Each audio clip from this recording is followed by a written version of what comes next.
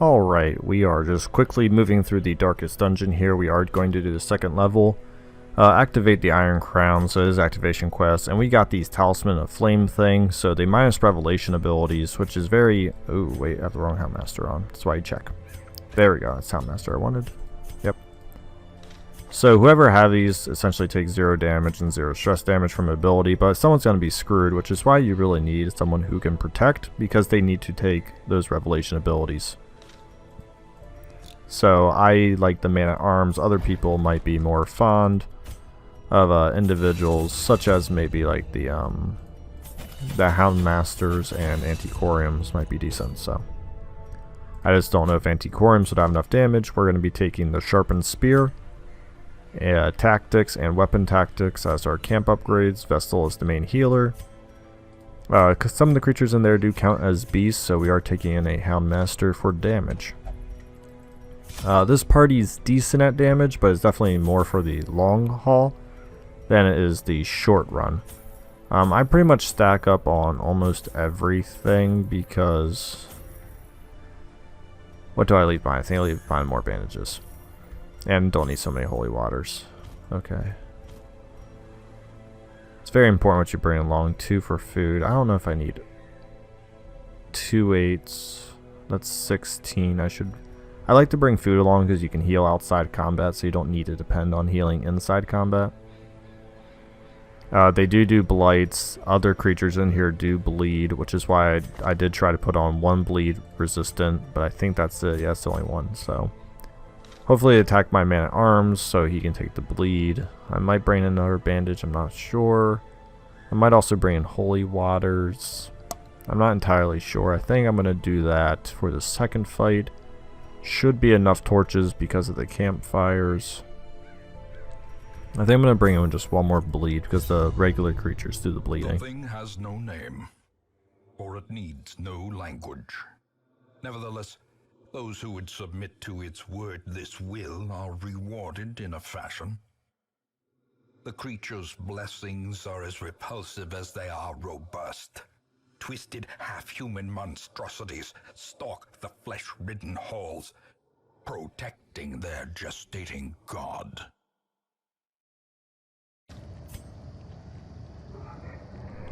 How I like to do it is we go to the left. We're going to go to left, down, down, I believe is the order. And as per normal, we are going to take a couple of fights along the way. I do try to kill off the priests first because they tend to do the most damage, and the cultist guys, they can only really heal and also protect one at a time, so I really should be looking to completely finish one. Sadly, he is protecting the guy I kinda just hit, but if we're lucky, we'll stun him out of that. So yeah, no worries, so we'll allow these 2 to hit. I am going to do the extra damage, though it slows her, but I kinda just wanted to get that over with. And we're also just going to do some more damage. Try to see if we can't outspeed him a little bit. See if we can't get the Houndmaster in there. Most likely it'll beat my other 2, but if we're lucky, I say we'll get to go. Higher end of damage, which is good. Bleed out 2. I do not have if it bleeds on, because I wanted to stun on just in case I need a double stun in these occasional fights. So if it bleeds, could have hit here, but these guys really aren't an issue at all. I think they can only heal themselves. They actually can't attack. So I'm perfectly safe leaving one of those completely alive. So you definitely want to take out the cultist priest, because they are the ones who are going to do damage. Seize this momentum. Push on to the task's end. We are going to campfire. If I remember correctly, I did make a video on this, and it'd be kind of funny if I forget my own video. I believe there's 9 total fights, and we just took 1. So we're not going to do weapons practice, not instruction, whoops, tactics, sharpened spear. There we go. So I use my campfires as offensive tools. I like to have all my abilities for all the fights. I'm not too big of a fan as using them as recovering abilities, so to say. I don't wait for stress and damage to rack up. I would prefer just to pretty much negate that by killing my enemy as quickly as possible. That might be a little different than you prefer, but it is the way that I kind of roll. So I'm just looking at who to kill here, because 4th position once again, I'm thinking we can hit the 2nd the hardest, so we're going to look to get rid of 1 cultist priest immediately. 7 HP, that's not a lot, and neither of them are protected. If this guy gets stunned, I actually might barbaric Yawp. These two, he got to go though, so I'm son of a chicken here. And my Vestal got to go before, so that's why I brought more bandages along.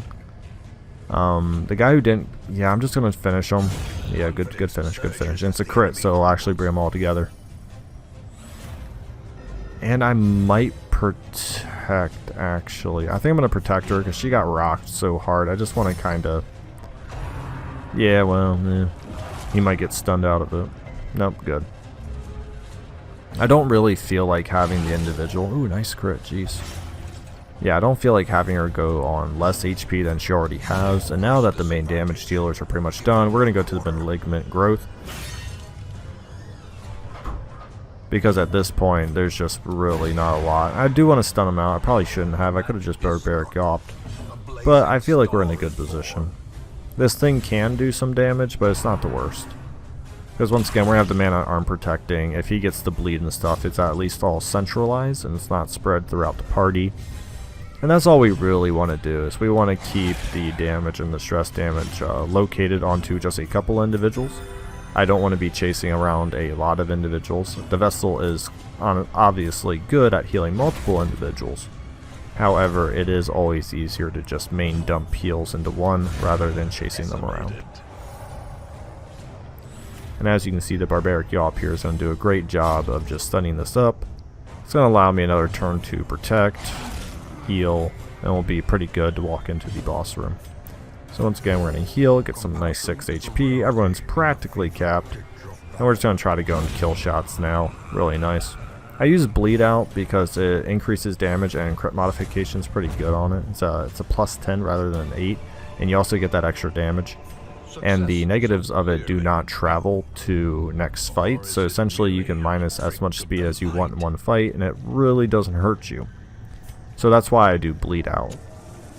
I'm not going to quite Holy Water yet, but I tell you what, since I did bring along enough food, I am actually just going to get that right up to max HP, because you never know what's going to really happen. Now, I do kill these polyps or pulps, whatever you want to call them. I'm going to assume it's like polyp, because they can move people, which I believe is this ability right here, and she's probably going to move, yep, and we don't want that because I don't have breakthrough on.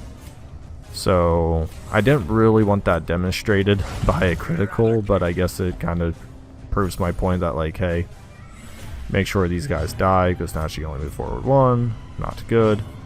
I am going to try to stun. It's only 73. Pretty good stun. Didn't have to go through, obviously. I got fortunate. I haven't been able to get to my man-at-arms yet, and I do want to, there we go, protect.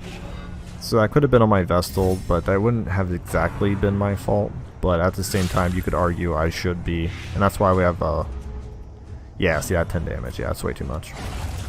That's why we have anti-venoms on. And that's actually a lot of damage. And to save her again, I'm going to have to do that. Because I need to get her to the front row eventually. The man-at-arms can probably do that. So yeah, I put on the Holy Water so she hopefully doesn't take another Blight. Revelation does hardly any damage. It does add a slight amount of stress damage, which is not the greatest thing, because obviously she is at 43. The body slam will go to him. Hopefully that's not a stun where it's going to be a stun and a move. Oh crap. You know, sometimes you just gotta work with what it gives you. He gets 2 turns though, so we're actually going to try to just burst through him.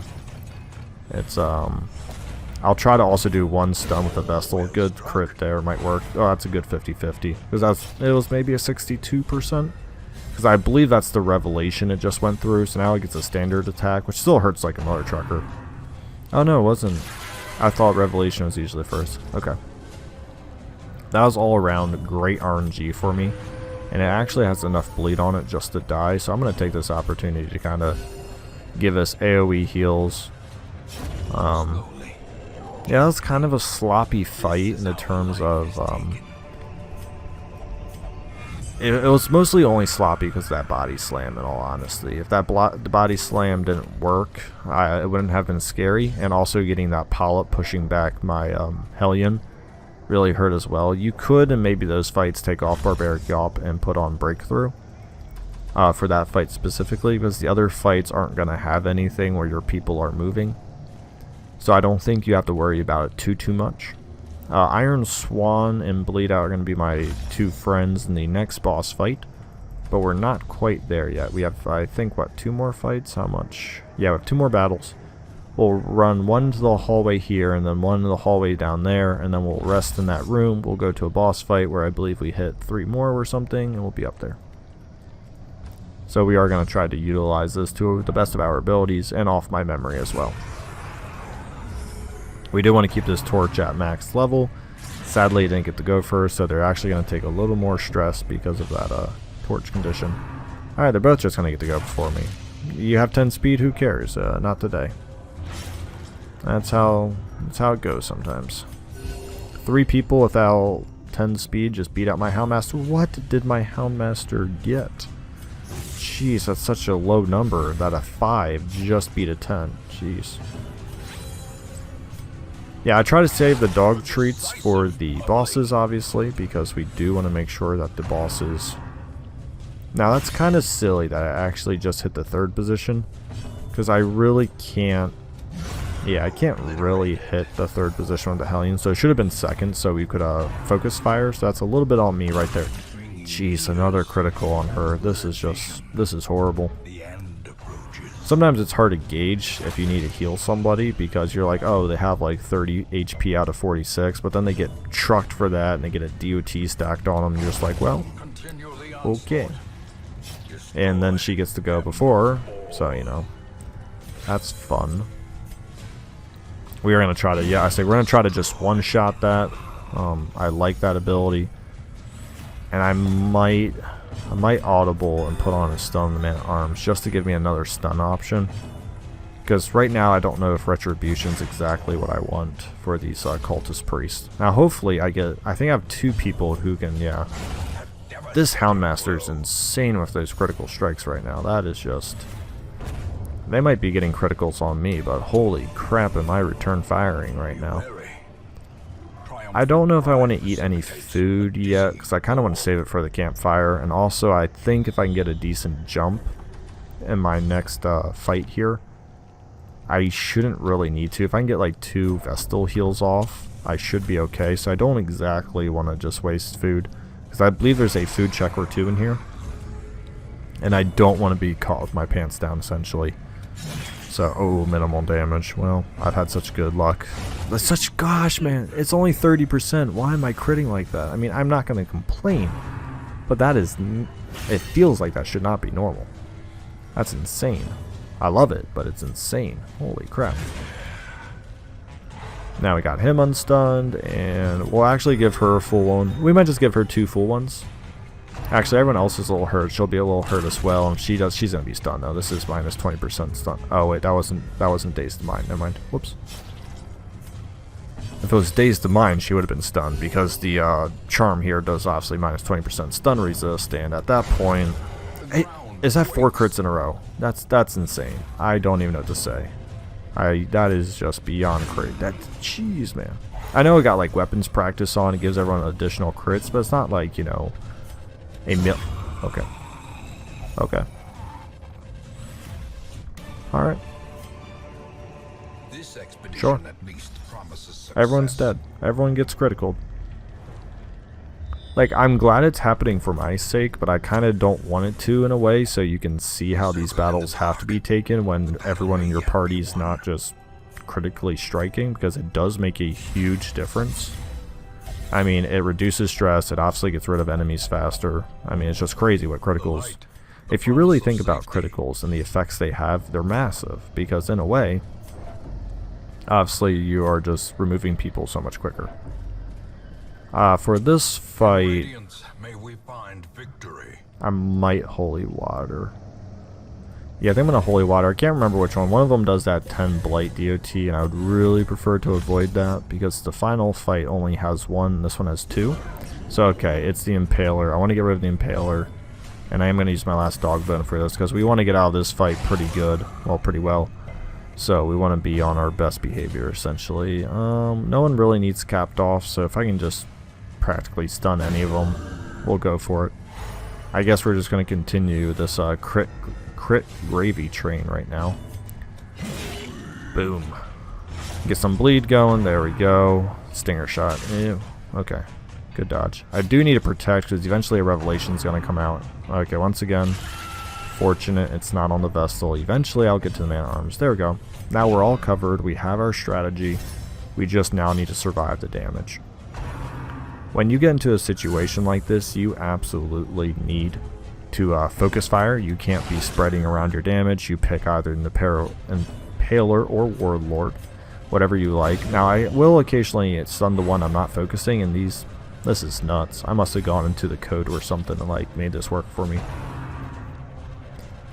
So yeah, I've been beyond fortunate in a couple of areas. The fact that I could have been hit by 2 revelations onto an unprotected Vestal. What the? I'm sorry. My mind is blown. I know like I prepare for this stuff to technically work like this, but it almost never does. Now that was like what, a 52-58% chance to crit. I expect that. All this other stuff has just been like complete gravy on top. Now he's dead. We don't need to focus him. Okay, that's not a crit. I was about to say, I'm going to start being like a little concerned because I can only imagine how the last fight's going to go. Game's going to be like, but that's still a dodge. I know it's 54, but still, like, come on. That's another dodge. I think this is honestly one of the harder ones because you have a Warlord and an Impaler, and realistically, this should be the harder fight, but I guess when the game decides you can't get hit, there's a dodge. Okay. Okay. But there's a crit. I don't know. I mean, I like it, but maybe if I go back, it was actually mathematically like how it should be, and I was just being a little overboard on it. But yeah, this is going very well, and it's another. At some point, I have to check their accuracies. I'm actually not completely sure what their accuracies are, but it's got to be better than that. I mean, people are rocking like 40, which is pretty good. But even if your accuracy is just 100, that's a 60% chance. That should be slightly better than everyone missing every turn. But, you know, I guess I won't really complain if the game wants to give it to me. Just know if you do take this lineup in, this probably isn't a normal run. I'm probably in the higher end of distribution in crits and dodges. I have had a couple of crits and stuff go against me, but I really wouldn't argue it's anything severe. Now I do get a plus 23%, so it is a 40% chance on the Hellion here once I use this ability. So 42 is really dang good. Now the Houndmaster is the one that confuses me because he has like a 20 to 30%, and he got like 4 in a row, and I mean it's a 9% critical modifier, so it's like 22. I mean it's just, I feel like he doesn't deserve to be doing the amount of damage he was doing in the early. Now he didn't get as many criticals in the back there, but I mean he was still doing work. Now this fight's interesting. We got 2, which means they can both potentially flesh wall each other, so what I'm really going to try to do is just maybe finish one of them off. I hit him in the back. I should have maybe let him live because she has Iron Swan, so I should probably hit 3. That's the error I've been doing. I keep forgetting I don't have If It Bleeds on. I'm deciding to prioritize stuns, which I think I'm gonna, yes, I'm about to use here. Yep, that's perfect. That works for me. Now sadly the one guy who wasn't stunned is gonna get to go still, but it's not the end of the world. Still got plenty of bandages, still got plenty of heals. Man-at-Arms is kind of a weird one. I think I'm going to try to go for a stun here. Okay, it's a dodge. RNG is like maybe evening back out for this fight, but at this point the damage has probably been done. So get rid of him. Stunned. We should really be focusing this Cultist Priest if we get an opportunity, because obviously it's the only one who needs to go. Alright, so now RNG is like evening out just a little bit here. Let's see if we can't get, as I say that, just bash him right in the face. Schwack. Yeah, getting a good pair of stuns will certainly save you a lot of HP damage and stress damage. because obviously you can control your enemies, and we do just want to try to focus one down. Hopefully we get to go one more turn before this guy. Good, he fleshed the flesh in the back, because I probably wouldn't be able to kill him if he healed him. Still a great dodge though. Alright, they got to go. And that's really not surprising because the Hellion has reduced her speed so much, and the Vestal and them naturally sit so much lower that the odds of her going wasn't going to happen. Now we're in an interesting spot actually, and I actually want to stun here. And the reason why I want to stun is once we kill this damage dealer, we can howl a couple of times because he essentially can't do any damage, and I really want to get this Hellion down, maybe about another 12 stress. So we're going to howl twice, we're going to heal up a little bit, because all this guy's really going to be able to do is just heal himself chronically. And I don't know, this is actually a good question, and maybe I'll find out here, and I don't know in the Darkest Dungeon whether or not they bring in reinforcements where if people begin to like freak out if you don't kill things fast enough, like they do in normal dungeons. So this is going to be a little interesting trick here. So I'm going to see if I can't potentially just milk this. Oh, nobody. 74% chance on 3 people. Nobody. But there's a crit right there. Jeez. I might kill him. Okay. Yeah, I mean at this rate it's whatever. Just going to keep moving again. I do want to try to get one more howl in there. Everyone's fully healed, which is good. Just at that point we're going for a crit on the heal to see if we can't reduce stress. And there we go, that time we got all 3. Alright, we're going to move on from this now. We just did that, so we essentially have no stress. Hopefully the Hellion in the next area isn't taking too much. We have 2 more fights. We have one right here and then one in the boss room, I believe. I don't think I pulled the gun too early. Hopefully not. If we go into the final boss fight without some of the camping upgrades, it's fine. We would prefer to have them. But in the end, this party is still equipped without the camping upgrades. It's just obviously the tactics and the weapons practice are really freaking good from the man-at-arms, and you prefer to have them around. But I believe I calculated this perfectly. I think that might be the only food check, and I believe that is actually a scripted food check. I believe you get it there almost every time. So I do save a little bit of food. So after this fight, I'll probably heal up whatever I need, and then the dungeon. Well, I'll go on to one more spot, because I believe the room with the trinket is right over there. So I will actually continue this out right until there, but after that, this dungeon is over. We're going to try to stun this one. It's got lower stun. This one has slightly higher 98. It reduces me, ooh, I miss, by a decent amount. And I'm also going to do this just to increase my dodge and stuff. These 2 guys can hurt a lot, and I believe one of these guys really increase each other's damage and stuff. I'm trying to remember which way that goes, so we definitely want to get rid of them in time. Ah, there we go. Oh no, okay. So maybe you're the one who adds the damage. I'm trying to remember on the fly here. But eventually this fight, if you allow these things to survive long enough, they get pretty gross. So you do want to eventually finish these off as quickly as you can. Get down to just the defensive growth and allow the malignant growth to hopefully die off. It can be kind of hard because they obviously get protected by this defensive growth, but you try your best to work around that. And they're also extremely bleed resistant, all of them. So if you have blight characters, they work well, but I do think bleed is slightly better in this area. And I usually prioritize that. Stuns are obviously good as well, and that's why we have 3 on. I did that for the damage. I know they don't bleed, but I really just wanted to finish it. Now we're on to the defensive growth. At this point, we're just going to chip at them. There's really not a whole lot left to do. So, unbearable. I wonder how much stress that is. 6, 6, 7, 5. That's nothing. We're just going to heal back up. I might even howl at this point because... Oh, nope, never mind. Yeah, don't be afraid to take things slow once you get down to enemies you know are pretty weak. Alright. I am actually going to Holy Water on the Hellion because she is going to be one of the more susceptible people to damage and all of that. And, yeah. We don't really want her taking a lot of damage. Everyone's practically full HP. There's 1 HP. I guess I'll do it, but So I always kill the flesh hounds first. It is a warlord, it's not an impaler, so I don't really have to worry about those really freakishly high DOT stuff. So we're going to try to control the flesh hounds. That's fair.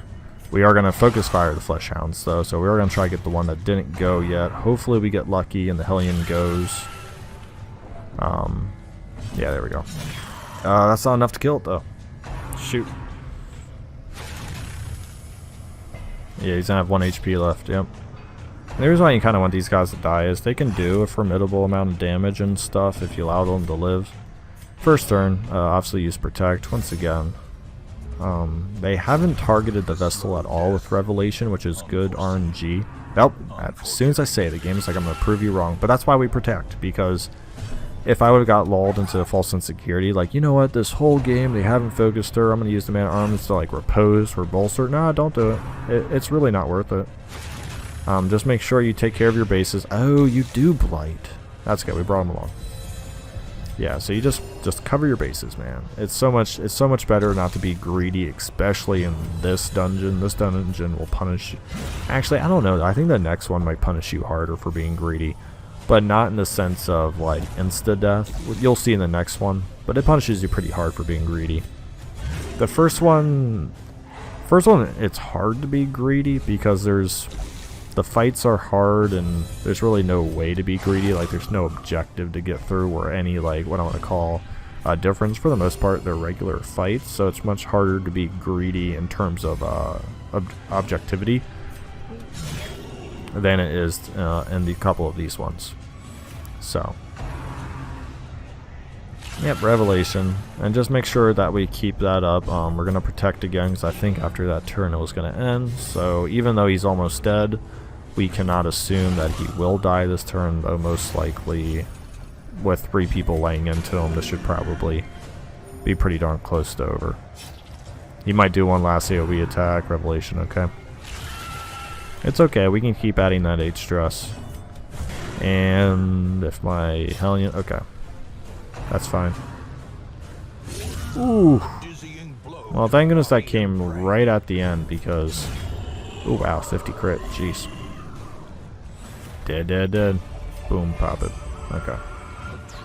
We're going to continue adventuring. We are going to actually go to that one place. I'm going to leave for food because I'm actually not entirely sure if there's a food check along the way. There's one more fight. I know there's one more fight, and we are out of stuff. But at this rate, we should be pretty fine. I mean, we're all relatively low stress. None of us are missing a lot of HP. So it should be okay. But the second level, it's really hard the first time through if you're not used to Man at Arms strategy. The Man at Arms isn't really obviously meant to do damage in these fights. He's just more of like, hey, I'm going to protect, I'm going to offer you great campfire abilities, and occasionally I will pump out damage if I need to. Now this fight's interesting. These 2 in the front here are actually the people I really want to get rid of. They're the primary 2 damage dealers. Yeah, I was about to say, but that's the problem. We actually have 2 individuals that can guard and heal, and they both just like clockwork displayed the abilities they can do. Now a little error I actually have here is that my Hellion's not in the front. I'd prefer my Hellion to be out there because she could do if it bleeds and try to get one big crit on that. It's not the end of the world, but it is something I would have preferred to have had. That guard is 98%. I kind of actually just want to finish this Malignant Growth. Nice crit. Like I said, he can do damage when he needs to. He's not the weakest. It is a 8 to 14, so it's pretty good. We're just going to finish this guy now. He's pretty much dead, so... At this rate, we just need to get this guard off this dude, which... I might just let time out. I might just try to... I don't know. I'm just going to try to kill the defensive growth. This person is going to be alive and do really annoying crap, but there's really not a lot I can do about it. Ouch. But at this rate, I'm not really too worried about the amount of stress and stuff I'm going to take, because I know after the Darkest Dungeon you get all of that removed. We do have to Hound's Harry though, and it's actually good because I can add a bleed, kill him, and still do a little bit of chip damage, and that bolster is the damage increase and stuff. Well, I guess the crit increase. But he didn't regard, so we actually have a good chance to stun, yeah. So by him essentially opting for more damage, he did decide to essentially leave his cultist priest friend out to dry. We should probably be able to kill him. 16 or lower, 16 or higher does it. And the defensive growth by itself. I actually don't know if it has any offensive abilities. I don't think it does. And I'm going to turn off the light just to try to get some additional crits in here. And also, it may help me get more loot. I'm not entirely sure. Oh, unbearable tremors. It does have... Oh, it's stress. Okay. Well, I guess turning out the light to pitch black only helped that increase stress, but that's okay. We knew that we were going to have that. Boom. So, gold. Instancer's Lantern is actually really good. I like that a lot. Thank you so much for watching. It's a pretty long video, but the second darkest dungeon is just, you have to be really methodical, so you can't move too quickly, but...